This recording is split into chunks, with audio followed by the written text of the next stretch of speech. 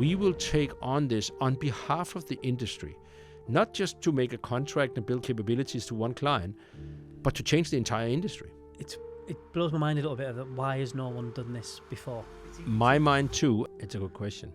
And I'll tell you why. And I know I share this with many CEOs of big pharma companies. Why would every company create their entire supply chain themselves?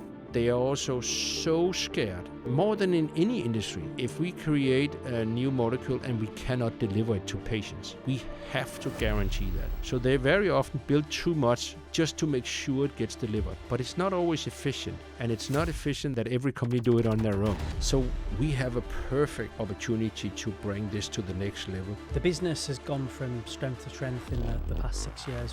What do you think has been the secret to that success? Lars Petersen has been awarded CPHI's CEO of the Year. After spending over 30 years engineering, leading, and has become a visionary leader in the life science space. And now finding new ways to accelerate molecules from development to patients. What still motivates you after 3 decades in the industry? It was very much rooted in, I had a dad myself who lost his life to liver cancer when I was 19 years old. In this case, I was young. I lost my dad when he was only 41 years old, thinking how could this happen, right? It was so near and dear to my heart, especially when you read these letters coming from patients or family members because we've saved their loved ones. That's definitely why I wake up every morning and feel this is the best job you can have. No doubt he'll be extremely proud of the journey and what you've done. I'm sure. So how have you managed to maintain culture as you've scaled so quickly across the globe? That's a good question and a constant challenge. In 2030, we'll be 3 times what we are today, 5 times what we were 3 years ago. If I want a legacy, and just one thing to be remembered, it is when we have grown to the size, I know we will become, this is first time I mentioned this actually in a broadcast, but today on Making It in Manufacturing, I'm joined by Lars Petersen, the CEO of Fujifilm Biotechnologies. Lars is a global biotech executive with over 30 years of experience and recognised as a visionary leader in the life science space. He has overseen the 6.2 billion global expansion, transforming Fujifilm Biotechnologies into a global CDMO player. Having won the CEO of the Year award last year at CPHI, I'm pleased to have him on the podcast and to share and dive into all things Fujifilm Biotechnologies and what the future holds. Welcome to the podcast, Lars. welcome. Thank you so much. Yeah, thank you for joining us. I know you've had a busy schedule while you were over from the US for a few days, so I appreciate you stepping in to speak. To kick us off, can you describe the philosophy Partners for Life and what it really means? So for me, it means that really what the word says, right? That we are not here to work on a transactional contract or to work on a, one program. We are here for you for the entirety of life, basically. So meaning longevity, 10, 15, 20 years, we are in it together, almost like a marriage, right? It's thinking the same way. So Partners for Life is really what the word says, and sometimes it could be just seen as just a few words, but it really matters to us, and we really talk about that with every partner. Is that key when you're assessing which partners to engage with? They have to mirror that type of want and longevity from that point of view. Is that one of the criteria? Not necessarily, but we are striving for that. So of course, we hope that most partners would like that level of both transparency, trust, and relationship that a Partners for Life will give you. Otherwise, I don't necessarily think the partners would choose us. But it is not the same as to say if they're not ready for this, because some partners might say, oh, we're not used to this. What does this mean? But normally what happens is everybody really would like this long partnerships. Often partners call it strategic partnership, but for us, it's really just a matter of being very close and be very related to each other, not be dealt with like a typical, you can say, contract or so we actually talk often about the partnership instead of the contract partnership, right? Yeah, which makes sense. And For our listeners who are unfamiliar with Fujifilm Biotechnologies, what exactly do you do across biologics, vaccines, and advanced therapies? So we have four modalities that we work on, right? Cell and gene therapies, two, microbial biologics, and monoclonal antibodies. And what is related to that? In that regard, you can come with the DNA sequence, and we can basically take and develop that into a product, and then we can make your manufacturing both in the early phases from like phase 1, all clinical trials, up until scaling into commercial level, both from you can say it could be 1,000 liter, 2,000 liter, 5,000 liter, 10,000 liter. All the scales that are needed in those modalities is what we focus on. So we are basically an end-to-end provider from DNA to customer. Is there any modality that would be you have a sweet soft, a spot for that is your favorite, or something that is really unique that? Yeah, I would say they all really matters, and we can fall in love with everything that make a difference for patients, especially drugs that meet unmet medical need. But of course, we are maybe more seen as a monoclonal antibody company because we have all scales and are really known for that. But I would also say viral gene therapy, we do a lot of projects there as well as in microbial. But I would say antibody is maybe what most companies would say this is where they're really known for. Yeah, and the business has gone from strength to strength in the past 6 years with billions invested across Europe and the US with sites. What do you think has been the secret to that success?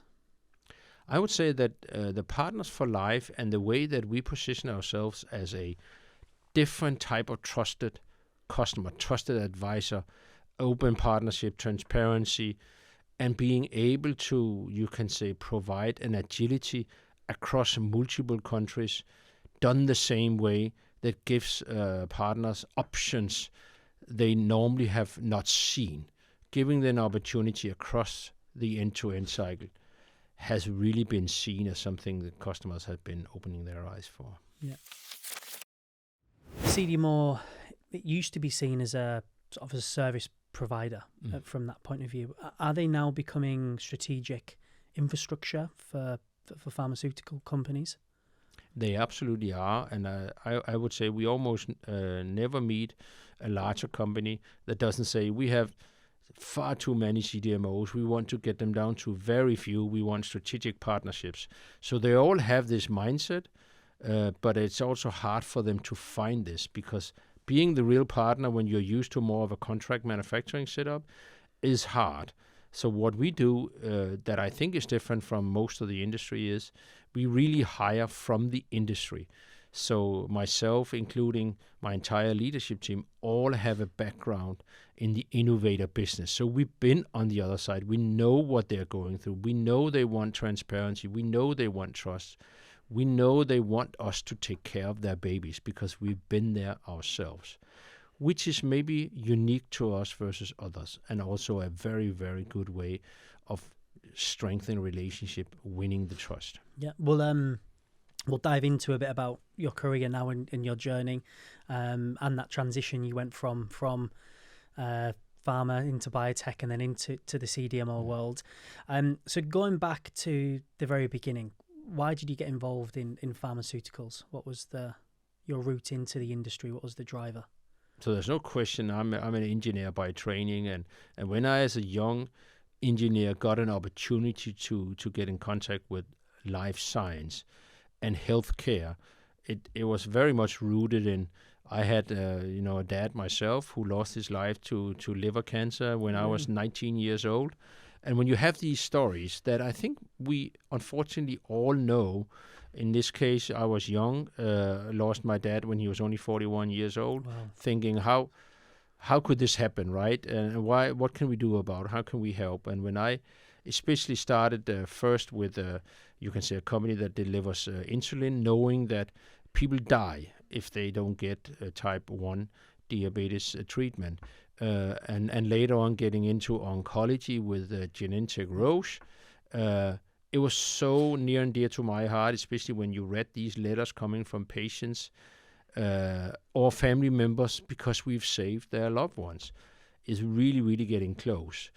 Whether I thought about that too much when I started in the industry or it just grew on me, but that's definitely why I wake up every morning and feel this is the best job you can have. I think it wouldn't hit you until you were probably 15 years later on when you stop and you think, actually, I'm doing something pretty special here. And actually, when I link that back to my father and that connection and the good I'm doing from that is special. It's special. No doubt he'll be extremely proud of the journey and what you've done. I'm sure. Yeah. And did you always imagine becoming a CEO?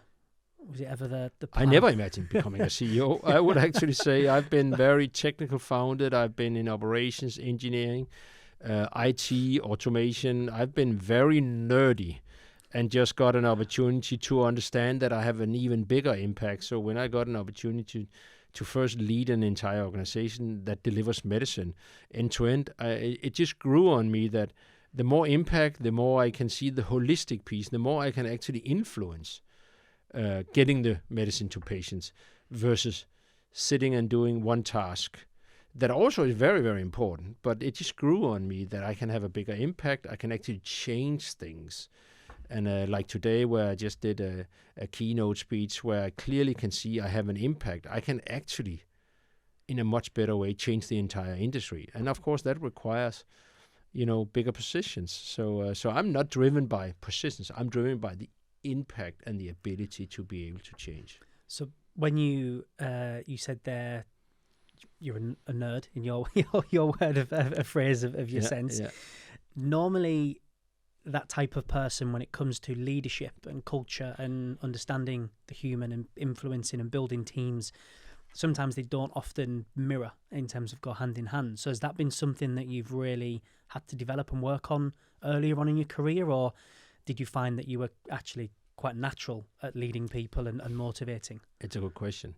And I would say I found out that one specific day, I can almost remember the date, because I'm an engineer by training. I'm master science educated. I didn't find that education always too easy for me. And I was at a training with 20 other people from the company I work with when I found out, and there was all engineers. There was like 19 in the room who was left brain, and then there was me as a right brain, typical. That doesn't fit into an engineering world. This is where I found out that, you're educated in a typical left brain education, but you're right brain. This is where I found I understand what they're talking about.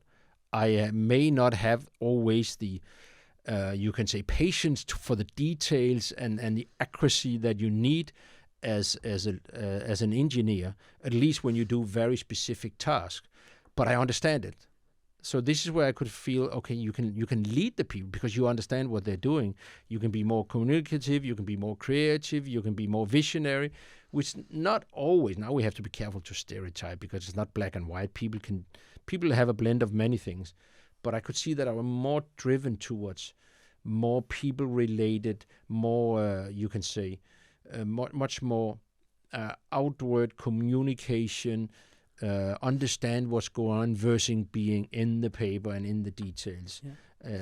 If without offending anybody, if I can say that's where I found like I'm a little bit of a special engineer. Yeah. You've that could be it's the spark that's gone. Okay, actually, I can do a bit of both. And absolutely, when I found out that that's the case, it's just excelled from that moment on. Yeah. And what advantage do you think it gives you having that technical background, leading the organisation, understanding what is really going on the shop floor and in the expansions and things? Huge, I would say. Some people would say, of course, normally you are CFO or you come from a consulting world or something like that, getting into CEO positions. So there could be stuff that I don't know. I may not talk to Wall Street, exchange the same way that finance people can do. But I do understand what's going on inside how you develop and manufacture medicine. I have been there. I understand the floor. I've been sitting there night and day and following things. I can go out on the floor, and people would often say when I, Lars is the type of guy who meets up at 7 a.m. in the morning and sit with the operations people because I feel comfortable being near them, understand what's going on, asking them questions. I don't always understand it, but I have that proximity to the shop floor, and I think that's a huge advantage. Definitely. I think any leader of a business that can have their finger on the pulse and that can walk around and sense what's going on, if you can then react and you can make business decisions based on that. Yeah, and it's a huge you can say benefit when you are in an industry that are very complex, high technology, where it's very easy to be lured into, this is what we need to do X, Y, and Z. And it's a little bit easier for me to, I don't think so.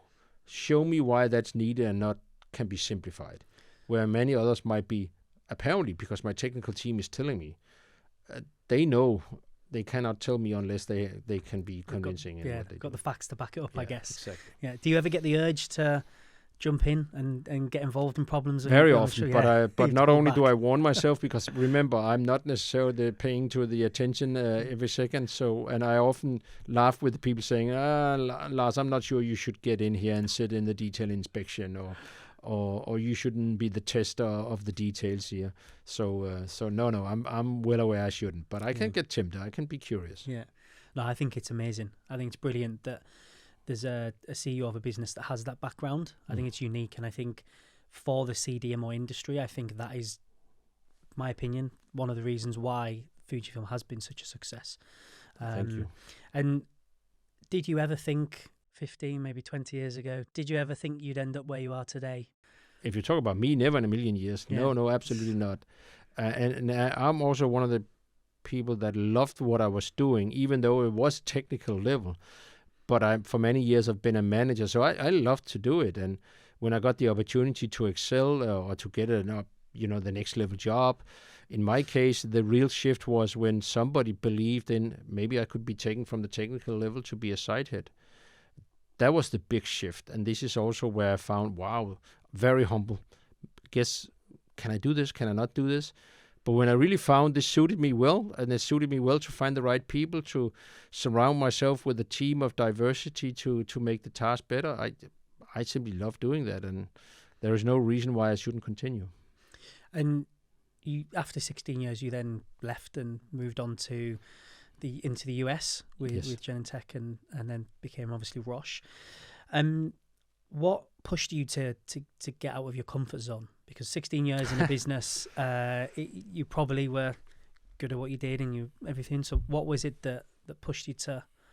I would say not only before I actually got to the US, I had an opportunity in the middle of my career to go to China for 2 years with my family. When you begin to see other cultures and you begin to watch back on where you're coming from, China is very different from Denmark, where I'm born. There was no question when I moved to the US first with Novo Nordisk, by the way. It was because I wanted more culture. I wanted more diversity. I was more curious about the world. And Denmark is a small country where everybody lives a relatively good life. Sometimes we say the happiest country in the world, right? So, but the world is much bigger. So I got very curious, and I was just lucky I had a wife who loved the same, and had the same curiosity for understanding other cultures. So we came to North Carolina, and when I was there, and after 15 years with Novo Nordisk, I began to get more eager. So it opened the door. I wanted to do more, and at the time I had a lot of also cultural training about who am I and where do I want to go. And I also want to add a simple thing that I just can give advice to everybody. My dad died when I was 19 years old, and I remember one thing telling me, I think maybe when I was 17 or 18, he said he only was outside Denmark once, and he got an opportunity to sail around the world in a sailboat, and he turned it down, and he should never have done that. So that gave me, even to this day, I never turn things down out of, I'm not comfortable getting out of this. Maybe sometimes I say yes to too many things, but right now I live in New York City because I'm back in the US now for the third time. So I love it, and I'm just so fortunate that my wife has the same thinking. I think that curiosity will stem from your engineering technical background for sure, of seeing what else is out there. Yeah, it's part of it, but I would also say curiosity can also be sometimes a curse, right? Because I keep being curious. There's so much in the world that you can do, and there's so much in the engineering world and in the pharmaceutical world you can do better. What was that like, the shift, I guess, moving to California? Because California in itself is a very different culture. That was another, So- you can say, curious thing. And another, I came to California in 2006, and this is, if somebody remember, just when YouTube was bought by Google, and so, and I was basically 500 meters from where I got my house, and I was there when Genentech just launched Avastin, that became a huge, hit. You can say, a drug that really mattered to a lot of patients, and coming there to see the people culture, to see how much people were driven by, saving lives on the oncology side. I studied a lot. Where does this come from? Why does Bay Area have this unique people perspective? People are always center in everything I saw there. Studying Hewlett-Packard was maybe one of the founders of that type of mindset. It really grew on me. I came from Novo Nordisk with a strong people culture, and now suddenly a California-based culture. I began to add things up, and it became a very driving force in everything I do. So I would never choose a company who doesn't have a strong people culture. How did your family adapt to California? Very different of Oh, beaches, that is surfing a and different stuff. story. Yeah, I would say I came to children. California with, 3 girls at the time, 10 years old, 8 years old, and 1 year old. So it's a challenge to move a 10-year-old away from her friends. And there's no question when we decided to leave, and I know you get to that question perhaps, it was also because I wanted my girls to still be Danish, even though they now would call themselves Californians because they've been there their entire teen years. So now they all live in Denmark, and now they maybe have the next journey of curiosity because they feel themselves as a blend between Californians and Danish. No doubt they'll have the curiosity to see the world, and hopefully they That's do. what they say, right? If you've been an expat, you have to be ready for your children moving away because they get it in their blood now. Yeah, I spent 6 years living in Zurich, and it was, me and now my wife, we loved it. It was the best part of my young adult life, I guess, of working and travelling and experiencing a different culture. Didn't learn German or Swiss German, which is a regret of mine, but we've got ambitions to do that again and move to potentially America. So I think you get the bug once you've gone away and you've lived and experienced something. Yeah, absolutely. I tell everyone to do it. But it's tough when you have that curiosity. I said today, I had French 3 years in high school. I still cannot speak French, and I would love to do it, and I'm interested in other languages too. The life's so short, right? And it is what it is. You just have to enjoy and do what you think is the best thing for you to do. And what did the West Coast biotech ecosystem teach you? First, coming to a company and sit with people who was part of the journey of the very first biotech company, it's just mind-blowing, right? You meet people that are moving you, you're moving your heart, and the way they think about things. Of course, I was happy. In 2006 is the same year Genentech was mentioned as the best company in the world or in the US to work for. So being part of that was very, very special. It was a relatively small company, but with so many great people, so great a culture, and I still remember to this day some of the stories from the CEO. Talking about that we didn't go to a Wall Street with finance people. We went there with science people to tell them what happened in the science. You got so proud. Sentences like, so I was a director at Genentech when we were told, the way we are as a company is what we decide. I remember the CEO saying, "Hey, we don't care what everybody says. This is our company. We do whatever we like." Just saying that as a CEO instead of saying, "Oh, the customer do." He says, "This is our company." That give you a sense of pride. Of course, you should do the right things for patients and for customers. But saying this is our company, we do with our company like we like to, is very special. Of course, equally a little bit disappointing that eventually Roche ended up buying the entire company. And you've got to remember they always owned 56% of the company. So when they made the decision, it was their decision. But at the time, there was a very strong feeling. We're Genentech. We are the company everybody wants to strive to be.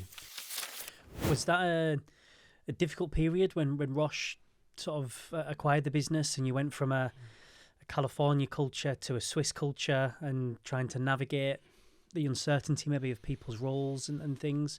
How was that I transition? wouldn't say that shift happened like you said, right? But I would say it was a very difficult period, and the number of times I heard the F and S word from senior executives the day it was announced was a little bit shocking. Of course, leadership changed immediately, but I would also say the culture never really changed, right? Because you cannot change a culture that are so close in Bay Area. But interesting as a Dane to watch the clash of Swiss and Californian culture. It is maybe as far away from each other as it could get. Yeah, and you obviously highlighted you moved back to Denmark. You were leading the Biogen facility, which is obviously where the Fujifilm site is now. Take me back to the day when you found out that the site was going to be bought by Fujifilm, and you had 700 people there. That you've gone from that transition. What was that like? It was a very special day, right? And I think you could find this even in other podcasts, because that is so clear in my head. It was the 18th, 2018, 23rd of January, I was told. I basically can remember it. You remember it, and in the first 24 hours, I was like, no, this is not what I'm doing. I sworn my life to be part of an innovator business. And remember, very often, unfortunately, CDMOs are not seen necessarily as an innovator company from a culture point of view, from a people first point of view, from a, patients is the most important thing we serve. At least in my head, it was like that. So I was like, no, I'm not doing this. And this is also where I made the decision that basically was, what if we could take the culture we have today and simply, because remember, this was an entire site from Biogen that was acquired, all the people, everything. And I even had a boss at the time who told me, oh, Lars, you just have to now strip down to what is needed to be a CDMO. Get rid of all the stuff you don't need. And this is also where I said, no, why not turn this into basically another site in a network of an innovator? But of course, we need to find out to have some sort of contractual relationship, meaning be transparent, be open, don't hide away, don't be seen as another company. Be an extension of your customers.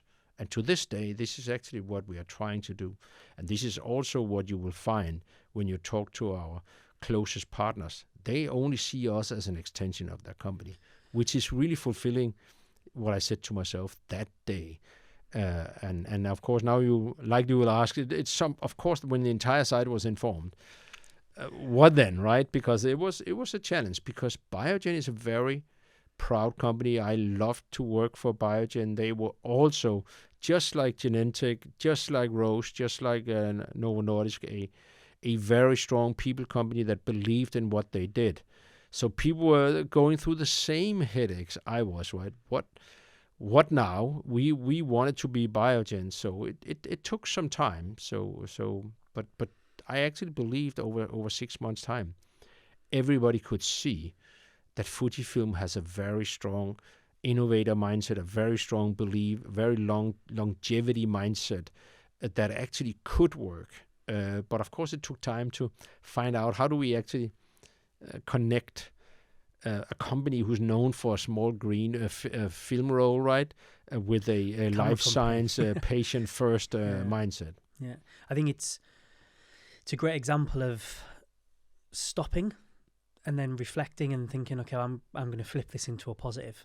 Absolutely, with what you've done. Absolutely. And I think it could have easily been different. And I think with a different leader there at that point would have been a different outcome. Could definitely have been a different outcome. But I actually think today we still have so much we can do to combine a company who has 55,000 patents behind them and think about innovation and quality in everything that you do. Because remember, a picture, if you have red eyes on it or it's not captured the right thing, of a memory of a birth of your first child or of a wedding that never comes back again for you, is a very, very important moment. So Fujifilm basically had the same mindset. It may not be medicine to patients for them at that time, but the same quality mindset that you cannot not make the best picture for these events that you have to capture only once. Yeah. I've got a 2-year-old, so now all these pictures and things have become more and more important of having them memories. Yes. And I'm terrible at remembering to take pictures. Yeah. So my wife is very good though, to be fair. She keeps me honest. Yeah, and what with you it. think is a picture 5 years ago, you don't care about. 20 years from now, You it care. becomes very important to you. Yeah, no, for sure. And can you take me back to the first client win?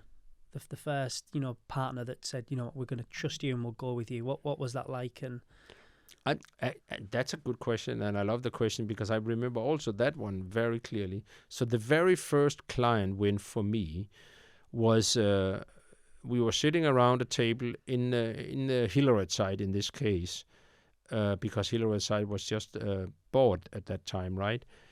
And we were sitting and talking with the client about people and culture and quality and how patience is in the center of everything we do. And I think we spent an hour or hour and a half talking about this, and even some of the employees we had in the room is still here. And suddenly the head of the external manufacturing group from this client said, Lars, could we walk outside just for a second? And I was like a little bit nervous. What's going on? Are we not dealing with this the way he wanted us? And we went into the neighbor room. I even picture the meeting room, and because the site is looking exactly the same way today.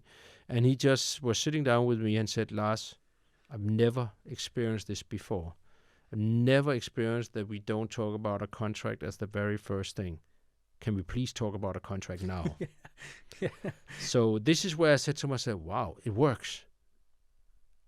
Not only did I have a vision and an idea, but I brought the entire team with me. Everybody wanted to talk about patients first, talk about how we actually have the right quality, how people around the medicine delivering and how we work together, and then talk about our contract versus the opposite.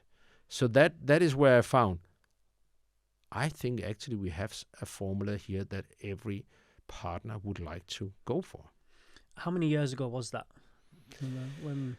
It was late 2019. Okay, so yeah, 7 years ago. Yes. And then the rest is history, I guess. Rest is history. From that moment. And that history is just continuing on, right? So Yeah. we are still in the midst of it, but the real transformation. Remember, I've put out there, you may have seen that, I actually do believe it's a strong, good vision for us to become the TSMC of this industry. Mm-hmm. If the partners really believe on us and we're transparent and the trust is very high, why would they keep on building facilities that they sometimes don't need because they don't have the molecules to put into these facilities? But if they give a partnership with us, they can much more focus their time on research and what is very important for innovators. Yeah, I think that's where potentially this CDMO market can go to. Yes. I think it makes sense in a way as well. It absolutely makes sense. I'm like, and I know I share this with many CEOs of big pharma companies and even biotech companies. Why would every company create their entire supply chain themselves? Part of what they do is CDMOs. One thing is they didn't exist to the level they have today, but they are also so scared, more than in any industry. If we create a new molecule and we cannot deliver it to patients, we have to guarantee that. So they very often build redundant capacity, build too much just to make sure it gets delivered. But it's not always efficient, and it's not efficient that every company do it on their own. So we're trying to put ourselves in a leadership position to say, we will take on this on behalf of the industry, not just to make a contract and build capabilities to one client, but to change the entire industry. Yeah, it is. It's changing the ecosystem of changing the ecosystem of how it's done. And one topic I wanted to discuss, which I know probably is quite exciting for you, is the technical background, is obviously KojoX and that modular system that you guys have created. So can you just give a quick overview of what it is? Yeah, that's back to what I just mentioned about taking leadership for the industry instead of building very customs. So instead of building you can say for every molecule we get, sometimes you believe we actually want to build a factory for every molecule, because very often these facilities are designed slightly different or sometimes very different, even though the molecules are very similar. So what if we can build this in a way where we, instead of standardizing to this molecule, we actually created a more of a modular way, very similar to maybe how the automotive industry are building platforms where, a car in it could be Volkswagen, where you have a Skoda and you have a Volkswagen and you have a Porsche even. They build sometimes on the same framework, so they just vary things slightly. That mindset has been dominating in the automotive industry and even in the chip industry for a long time, but in our industry has not. So we basically have created KojoX as a modularization of modalities and then build that into the entire system of how you build the facility, how you transfer molecules into it, how you operate the facility, and how you release products. So really operating as a KojoX operating system instead of very individual customized facilities that are dedicated per molecule. And what are the main advantages of doing that model? Of course, the very big advantage is you don't have to build a facility every time. So the more you can think about building it in a generic way to a level where, of course, that you can manage the flexibility. And that's why modularization is so different from standardization. Because if you talk standardization, it's very hard in an industry where technology moves all the time. So the easiest comparison is an iPhone. You know there's an iPhone coming out every September. It's been like that since 2007, where the very first one came out. But the chip and a part of the pieces of the electronics inside change at a rapid pace, even faster than medicine. But the iPhones still look the same way. So they navigate what is static from what is dynamic instead of reinventing it all the time. So they have found a way, very similar to the automotive industry, meaning you can actually take a new molecule very rapidly into a same mindset. And that's what the real advantage is. Yeah, I think the way, I suppose, innovation and to be an innovator, obviously having a standardized approach probably doesn't allow you to innovate. And as things progress and technology progresses and filling lines improve, etc., you still have that flexibility to still improve the facility as you go. But at least the base of everything is the same across the facilities that you've got. And you spoke about my advantage as being an engineer and coming from the operations world is, of course, I know that you don't have to necessarily redo how you want to discharge a tank every time you build a plant or every time you have a new product. Very often it's the same way. But very often engineers are creative people, right? They want to, I have a little bit more of an elegant way of emptying this tank. But it doesn't matter necessarily for patients. So we have to be much better at what do we engineer that really makes a difference. So let's find a way to make this modular, generic, instead of reinventing what needs to be customized every time.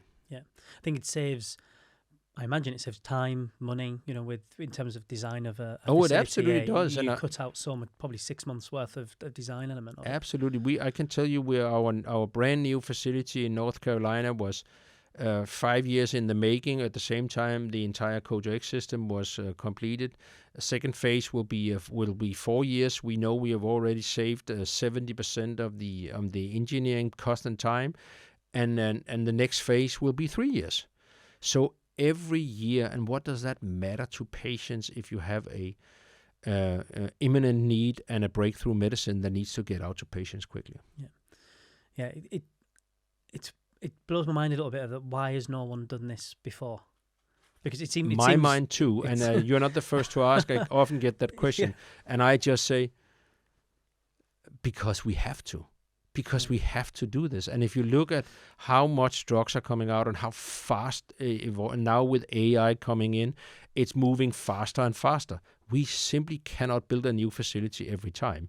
We do not build a new iPhone every time we have an app.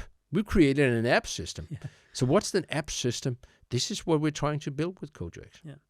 No, it's again forward thinking, and that's what is going to progress and move the industry to be doing better things. And touching on leadership and culture, I know Fujifilm have people first mindset. Yeah. So can you define people first and what it means to you? So for me, people first is really some simple things, right? We want to make sure people are psychologically safe. So we want to make sure that you can come as you are to work. You don't have to put yourself into a code of being something unique. The more you can be yourself, meaning that we know you like something different than I do. So how can we actually make sure that works at your work instead of like you have to act in a specific way? And the more you can do that, the more you will see trust. So you don't have to be different. You also can be more safe about being transparent, what you feel. And the more you do that, the more you actually also are not doing the wrong things because you don't hide behind something and you will make the right decision. That is very, very important for our partners for life because your customer will not trust it. Guess what, right? Even though we're human beings and we forgot how to be animals, we can sense when people are not truthful. So we are, for example, not a company. When I came to the company I am in right now, or got into Fujifilm Biotechnologies, that was a little bit of a CDMO mindset that I have changed, right? That was we would not give the information to the customer the same time our sites got it. For example, we have a deviation. Something didn't happen in the facility like it should. So we wanted to understand this before we communicate it to the partner. Now I'm like, why shouldn't they know it exactly at the same time? There's nothing to hide. Let them have the information. Let them look into the facility at the same time. And then let's work on it together. The more you do that, the more trust you build, because that's complete transparency. Yeah, I think it's just refreshing to hear, I suppose. I think there's probably businesses out there that probably don't even communicate internally at the right time to one another. And another thing, I can maybe go on for this, but another thing is very important for me is that we are not managing people. We're leading people. We're managing things like calendars and recipes and GMP, so it's done the right way. But people we lead. The more you lead them, the more you give them opportunity to grow, so you empower them. Of course, they have an opportunity to take accountability and to grow and also to fail. But that's how you learn, instead of trying to manage them, micromanage them, and then they will not grow. So set people more free, but of course control and manage the processes that works around them. And where do you think your passion for people and cultures come from? I think we talked about it in the beginning. Yeah. There's no question. It starts with, of course, who I am and where I'm born from, and then Novo Nordisk was starting this, but I would really say Genentech, what I found, the Bay Area people culture was mind-blowing to me. And I know we are often after the tech companies for all the profit, but hey, they gain this from a very, very strong people culture that just happens to be very successful. So that people culture and connection through my background and through the companies I work for, absolutely. And guess what? You can never fail if you go into. We have sites in Japan and on East Coast, on West Coast, in UK. Guess what? Everybody loves to be trusted. So I often say, okay, do you like to work in a company where you're not trusted? Do you want us to not trust each other? No matter where you are, everybody wants to be trusted. Everybody wants to trust you. Yeah. No, you've given a great insight to anyone wanting to know around the culture of the business. And often culture, when you scale, can sometimes potentially be hindered. So how have you managed to maintain culture as you've scaled so quickly across the globe? But that's a good question and a constant challenge. And I even just a few days ago had leaders come to me and say, Lars, you remember you said these sentences in a video. And I completely understand, because I always say to people, and this is the video they refer to, if I want a legacy, and just one thing to be remembered, it is when we have grown to the size I know we will be coming. In 2030, we'll be about 3 times what we are today, 5 times what we were 3 years ago.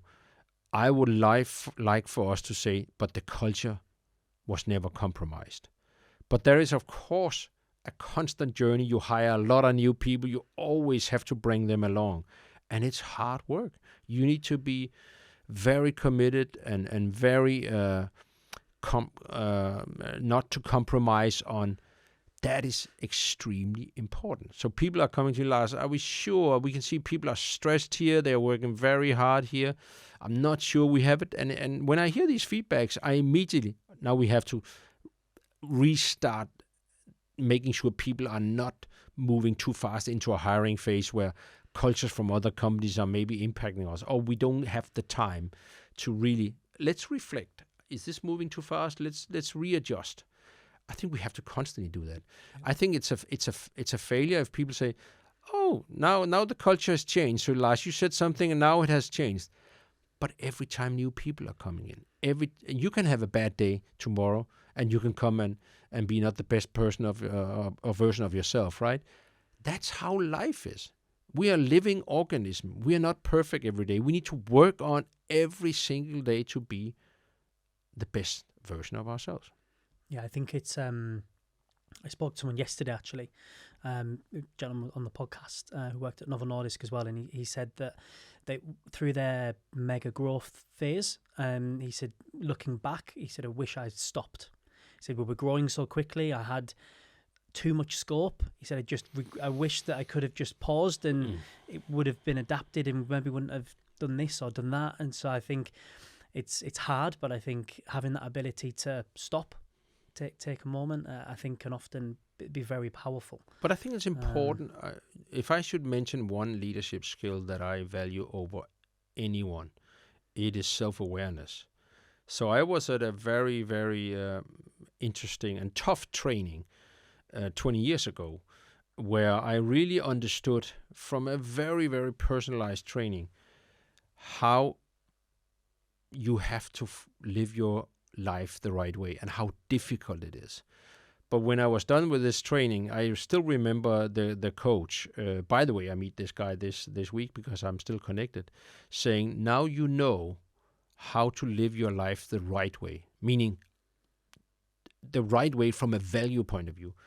But you would also find out every morning you wake up how difficult it is to live the right way every day, which because we people are non-perfect. Yeah. We have to fight for it every single day. But as long as you're aware of it and you can work on it and know when you're doing, I shouldn't have done that, I better correct this. Just the way you work with or live with your kids or your mom and dad or your spouse, you do failures every other day. Yeah. You just have to admit to yourself, that was not good. How can I correct this, or how can I say sorry for this and improve myself? That is very, very important. I think it just links back so well into Partners for Life. It absolutely does. I think that mindset. Do you think that your senior leadership team, hope, I guess, but they embody and they carry the message of your thought, thinking and things? Oh, absolutely. We all are individual people. Remember, nobody's the same. You cannot standardize people. But I think they all have that mindset. I'm very proud of every single one in my leadership team, including the next level leadership team. I really work hard on getting the right people, and I think we have an HR organization who really understands what we want from people and really sense that we have the right people. That is not the same as to say people can change and people can have bad days and sometimes we hire the wrong people and we have to be honest about it and just move on from there. I think admitting mistakes is important. I can tell you I do a lot of, and I've done maybe even more previously, bring my own sensitivity, my own vulnerability. I was once told I had a stress situation when I was 35 years old, and I had a psychologist telling me, please try to write down the most important things you remember for the first 18 years of your life. I can almost remember that list today because they created who I am and why I sometimes are not comfortable with things or I don't dare to do things, because you're wired in what happens early on in your life. And as long as you're aware of that and you can embrace it, then it's easier to deal with the biggest driver of all drivers, fear. Fear is the most important. The more you know that, now I can sense I'm fearing, because that's why we treat other people sometimes wrongly, because we fear something or we create something around us. I think it's sometimes not acknowledging or accepting them things or communicating them. Often when you bottle them up is often the reason and the spark for how people behave irrational or responding certain ways. I always got told from a mentor, said that everybody should have a psychologist. Everyone should be speaking and opening up and allowing you to communicate freely, because it frees and allows you to have that openness to accept things and understand. And we all know how it is to meet a person who have a better foundation from a never acting in a bad way. And I always, when I meet these people, because I'm not one of them. I have so many things I can learn. But sometimes you meet people and you're like, how is this person positive in every way, every day? Because we all love to be around those people. But we also know how few of them we meet. Yeah. I think it does come back to they're fully comfortable accepting who they are, the wrong, the right, live in the moment, they're present. I think them and they just have that outlook on the world. And we're not that simple, right? Because when I have these people and friends, and I hope we all have these type of friends, and I ask them, and they never really have unique story. It's interesting. What is the difference between good and bad people? Because we all are bad sometimes, right? Yeah. It's interesting. I could speak about human beings and that element for longer. As long as you realize that we are not perfect. Yeah, and moving back to I guess engineering. How do you think you can leverage AI in manufacturing? And is there anything that you've been exposed to or looking into as a business? Yeah, I called myself a nerd before. I may not be the one who does most of the AI, but I'm very curious about everything that can improve how to get medicine to patients. And I only see this as something that can help us in a very complex world. I think we have a higher barrier in our industry than most other industries because we are concerned that what does technology do to not make sure quality is correct. On the flip side, we have more documentation, more data than any other industry. So we may have a higher barrier, but we have much bigger potential than anyone else. And I also do think, like we talked about KojoX before, we have created a foundation that are much more harmonized between how we build our facilities, how we operate them, and how we look at the data. So we have a perfect opportunity to bring this to the next level by basically apply AI to KojoX. So this is first time I mentioned this actually in a broadcast, but our version of KojoX with AI is the next version that you will see very soon. Yeah, exciting.